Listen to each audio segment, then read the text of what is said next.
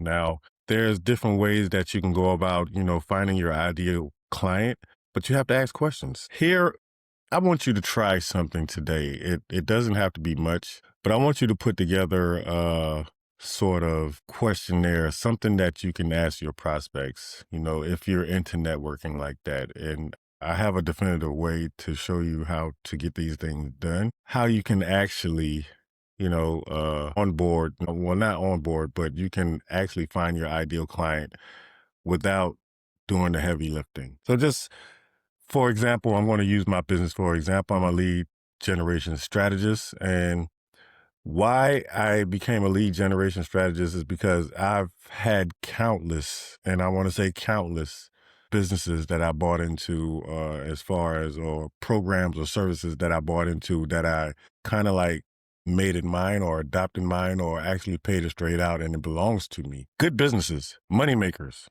something to put some money in your pocket, something to grow your nest egg, something to grow your funds, as well as maybe you have some other offshore or other businesses that you want to, generate funds here and put money into another business. Even if that, after all that, you have one business, okay? If you want to generate leads for that one business, here's something that you can do. I'm going to talk about my business right now because generally generating leads is very big and is very high on my list of things to do for my business. So I ask a whole load of questions in something called like an assessment, and I use that for a lead magnet.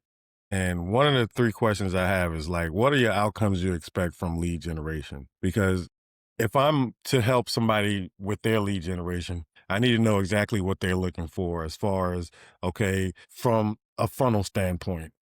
You got the top of the funnel here, and then you got the bottom of the funnel where your conversion rates are. And people don't normally convert until they get to around the middle of your funnel. I ask them what outcome they're looking for as far as lead generation because I need to know, I need to have that feedback with the transformation of what they think they want or what they know they want. So once I get that and I compile that against everybody else that has taken this assessment, I furthermore know or have a better idea of what kind of customers I have and what's my ideal customer going to look like.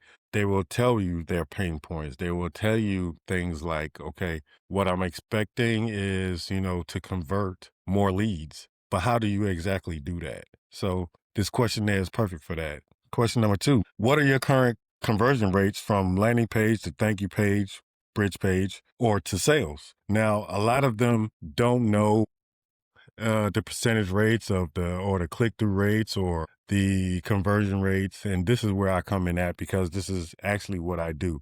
But this is me trying to get an idea of, okay, if they don't know what they're looking at, if they don't know their conversion rates, if they don't know what their click-through rates is, the cost per lead is, then, they're just throwing money at the wall and hoping it sticks. It's not going to stick everywhere because you can throw money at anything and it's not going to stick and you just be throwing money away. So this is where I come in with my business. And now I further know how to help them as well as, okay, this is your cost per lead. This is your cost per click. This is your cost per acquisition and so forth and so on. But there's a lot of metrics that you don't need to be looking at that they do look at.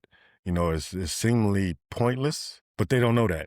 I'm a metric specialist and I try to help them along the way as far as lead generation. The last question I asked them, what do you need help with when it comes to lead generation? This is actually a follow-up to question number one. The more they know about their business, the more I can see where I can help them. If they don't know any of these answers, then it's up to me to try to do my best to say, okay, this is what I have